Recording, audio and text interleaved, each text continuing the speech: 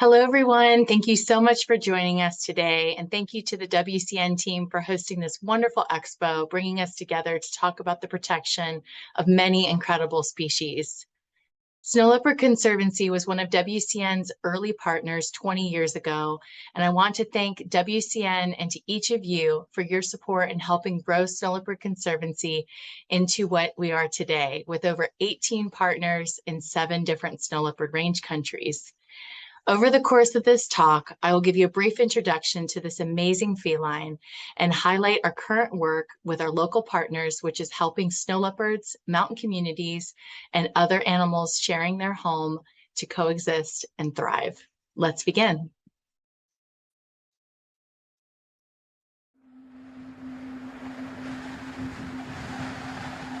Ghost of the Mountains, Queen of the Mountains. These nicknames describe the majestic and elusive nature of the snow leopard.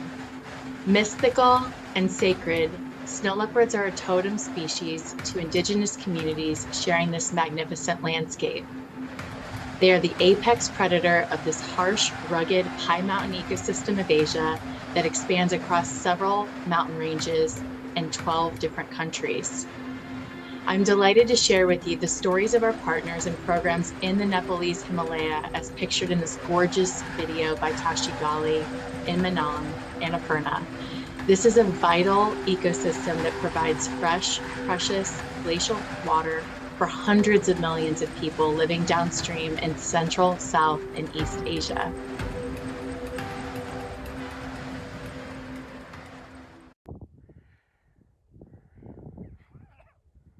The main prey of snow leopards are blue sheep, who are also well adapted to living in this high mountain ecosystem.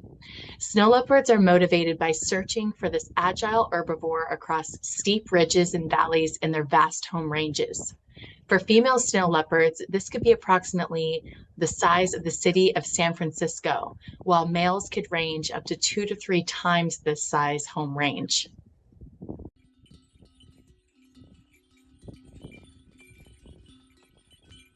Traditional herding communities also share this high altitude landscape, utilizing domestic livestock such as horses and mules, as you see in this video, for transportation of food and goods, which could be a several days walk from the nearest road access.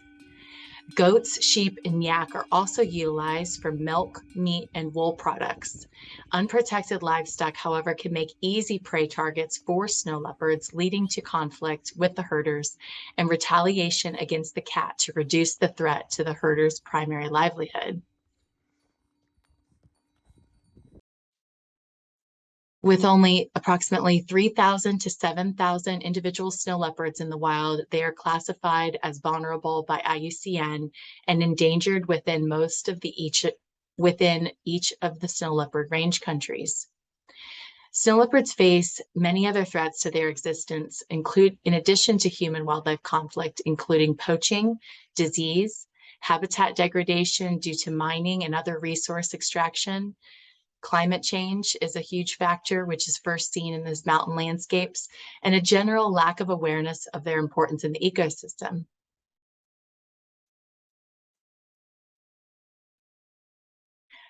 Our work centers around facilitating solutions that protect snow leopards.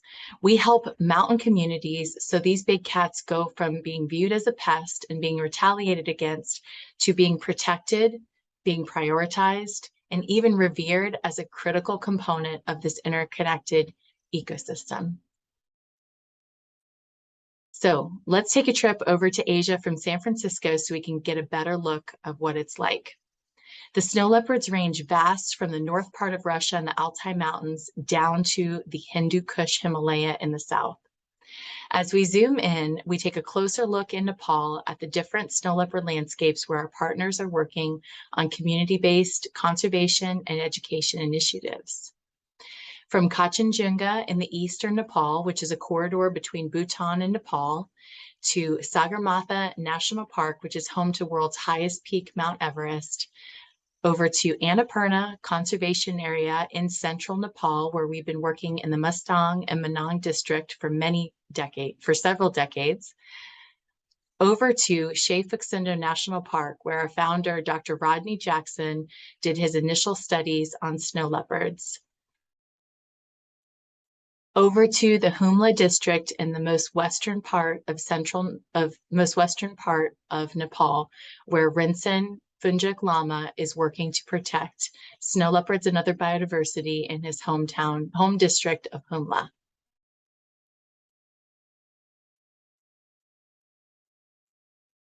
It's my pleasure to first introduce Rinsen Funjuk Lama of Humla. Rinsen received a Sidney Byers Scholarship from WCN in 2015 for his graduate work in biodiversity conservation, which included studying snow leopards.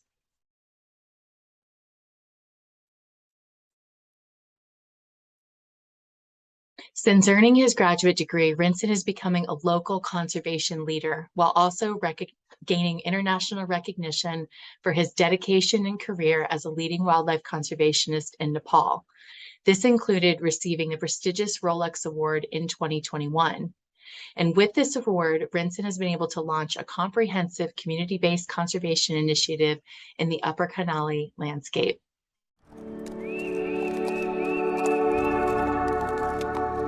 In Nepal, we grow up with a culture that is about love, compassion, and action.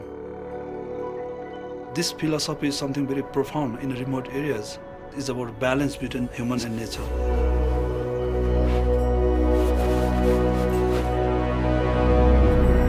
I'm Rinjen Funjuk Lama. Every day I work with the local communities in the remote Nepal so that we can protect unique mountain environments.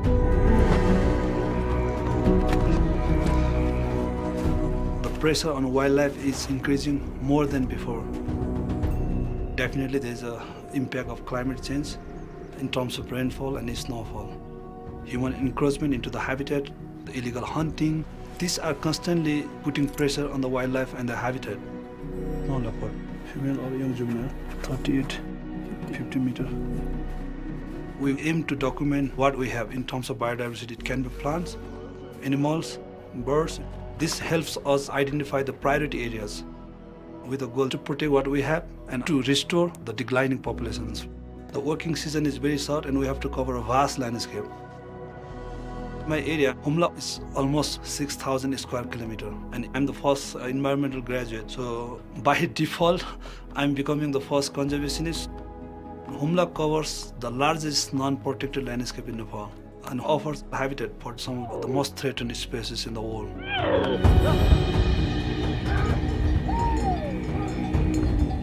In the remote mountains, livelihood has always been the priority. For example, livestock husbandry being one of the primary source of livelihood. When you have a livestock get killed by some carnivores like snow leopard or wolf or jackal, people suffer huge loss. They kill the culprit animal. There has to be balance between wildlife conservation and the community needs. The first thing is we need trust that we are doing something good for local communities. They have to be empowered to take part in the process. I share similar culture, same religion. This is something that really helps. The Rolex Award is that component that helps me with a long-term vision. We have a plan to support the communities with livelihood diversification and also build predator-proof corral and light deterrent devices. If you want to bring change, you have to start from yourself first. But at a large scale, alone I cannot do anything. We are doing a school eco clubs. We'll mentor them. We'll try to produce a student who is interested to pursue their careers in the field of environment conservation.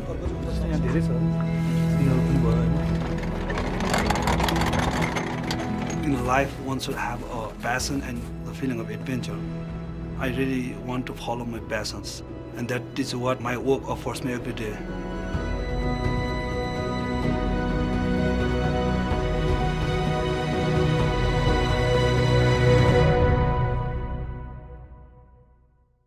Hello everyone, Namaste. I'm Rinjen Funjuk Lama. Right now I'm speaking from Simikot, Humla, where my main project office is, with the support from Rolex Award for Enterprise in 2021. So the main goal of the project is to strengthen community-based biodiversity conservation in Upper Karnali landscape. So it's also the upper catchment of the Karnali River. This project primarily focus on 5 main components: biodiversity documentation and monitoring, community-based conservation education and awareness raising, capacity building to train to promote as a local citizen scientist, and to support livelihood enterprises with the aim of diversifying livelihood sources. It's been almost 6 months of our project implementation. We have accomplished quite few things. We completed the bird survey. Right now our herpetofauna survey is going on. So our school level eco club formation with the aim of raising awareness about environment conservation, as well as raising interest in the field of environment and biodiversity conservation with the school children. So we have established 6 clubs in 6 different government school in Humla, in Upper Humla. We completed several phases of capacity building training, especially for the local communities. The most awaited snow leopard and its prey survey is going to happen soon, so we are preparing for that at the moment. These are some of the things that we have been doing so far, and I want to thank Rolex Award for Enterprise, for Snow Leopard Conservancy and WCN for supporting our work in Nepal. Thank you. Namaste, Rinsen and Tashi, Third Pole Conservancy, for all you are doing to protect snow leopards, biodiversity, by working with communities in the Upper Kanali landscape and in the Manang district of Annapurna Conservation Area. Next, it's my pleasure to introduce you to our partner, Shearing Lamu Lama, which pictured here with her adorable son, Sansei. A former snow leopard junior ranger, Shearing has become a leading independent snow leopard conservationist in her hometown of Dalpa, just outside Shephuksendo National Park. Dalpa is located in a prime snow leopard habitat between ridgelines where snow leopards frequently pass through. There have been multiple retaliatory killings of snow leopards here prior to Shearing starting to work here with the villagers on solutions that will prevent conflict while improving the lives of herders and change their attitudes towards snow leopards. Shearing and her sister Sonam have been working as a team in Dalpa to better understand the level of livestock depredation and attitudes towards snow leopards and other wildlife. By hosting appreciative participatory planning and action meetings with the villages, Shearing and Sonam have discussed conservation solutions that can benefit the community on protecting their livestock. Herders have received and are trained on the use of fox lights, which are low-cost predator deterrents that emit a random light pattern up to 1 kilometer away. These lights are working in different Snow Leopard Conservancy program sites to deter snow leopards from attacking livestock. Dr. Jackson has been mentoring Shearing over the last couple of years, and this last spring, he was able to work with her in Dalpo on working with herders on identifying improvements to corrals and guarding practices that protect herders' livestock. Shearing and Sonam are well respected within their communities and have made incredible progress in just a short time, getting critical relief to herders and saving the lives of endangered snow leopards. As traditional herding practices are passed down generation to generation, cost-effective techniques that reduce depredation can improve not only economic status, but improve human well-being and opportunities, and over time can change the perception of snow leopards in helping the communities coexist with this cat. Local leaders like Shearing can also inspire other women in her community to take a role in conservation and inspire the next generation of conservationists, while also protecting the next generation of snow leopards. We are seeing a shift towards coexistence in sites where we have been working for several years, such as in the remote Narfu Valley of Annapurna. Snow Leopard Conservancy and Mountain Spirit have been working with the Nar and Fu Valley communities on a comprehensive snow leopard initiative under a Darwin Initiative grant, with the goal of sustaining snow leopard conservation through strengthened local institutions and enterprises, with the overarching goal of protecting this critical landscape that is near the Tibetan border and home to approximately 20 to 40 snow leopards, which is a significant portion of the population in Nepal, which is only up to about 350 individual cats. Over the pandemic, the herding communities lost critical incomes from the evaporation of ecotourism due to restrictions associated with travel. This made their livestock even more valuable to their livelihood and survival. And it also, unfortunately, intensified the threat of conflict and subsequent retaliation towards snow leopards when depredation happens. We were able to work with the local municipality on adapting Darwin Initiative program activities to include critical support to address food and medical scarcity, providing foxlight deterrents to protect high-valued yaks, and provide essential equipment to assist the Narnfu communities during the natural disasters such as flooding and landslides that occurred during 2021 as well. With the support of WCN's emergency relief funds, we were able to facilitate the development of a new livelihood opportunity associated with snow leopard conservation. This includes restoring a delicious native Himalayan chive called jimbu that is highly valued in markets locally as well as in Kathmandu. This gave the communities tangible hope for new alternative incomes with the support of co-financing from their local government. These activities help to build a good foundational relationship with these communities and rural municipality leaders. The significance of this came into play when a snow leopard was seen in the area in the Fu community a couple of days prior to one evening this last spring, when it came down from adjacent ridgeline and gaining access to a corral and killed, unfortunately, the entire herd of 44 goats contained in an unsecured traditional stone-walled enclosure. The family was understandably distraught from the severe economical and emotional hardship of what is called a surplus killing, which was compounded on top of the challenges of the pandemic.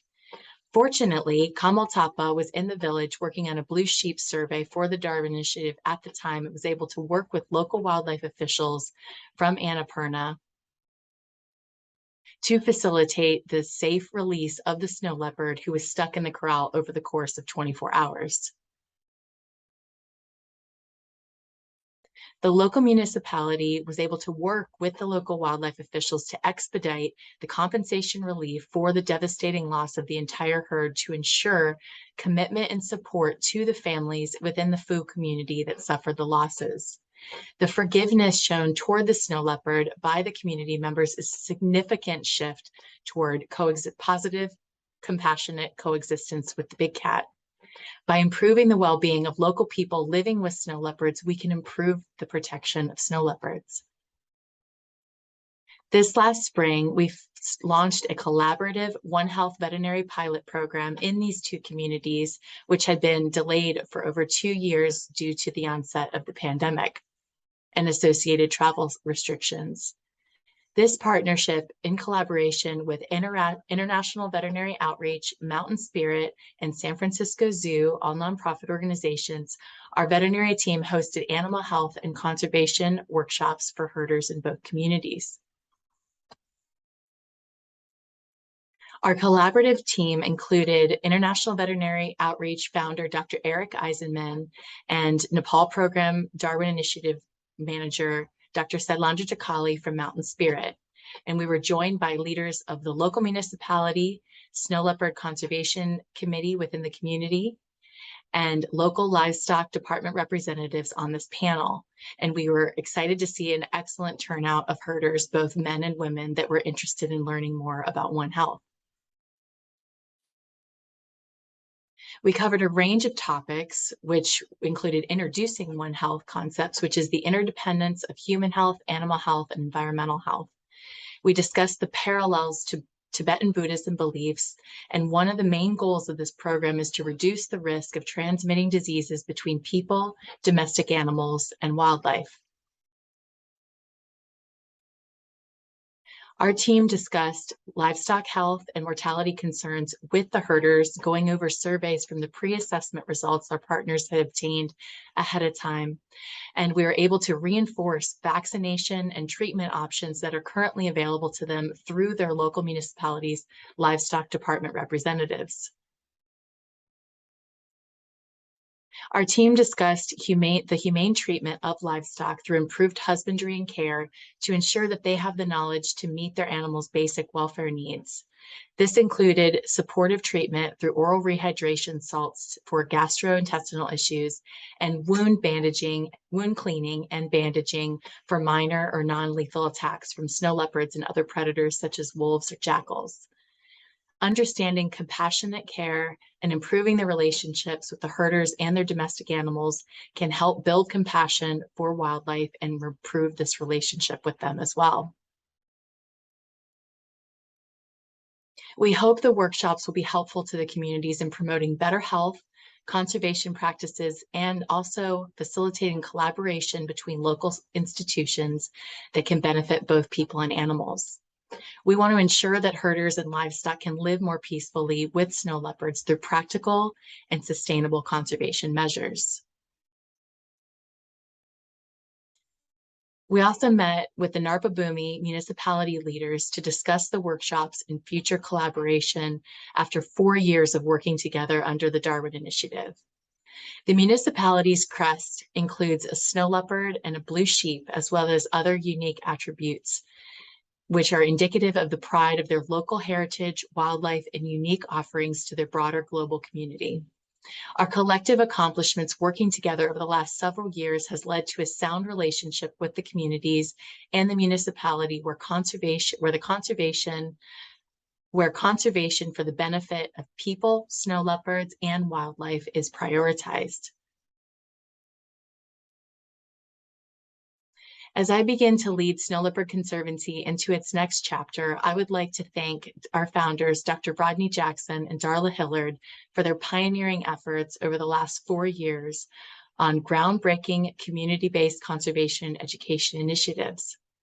Their vision of harmonious coexistence between snow leopards and mountain communities is becoming a reality through their dedication and commitment to conservation that is inclusive, values-driven, locally driven, and very practical.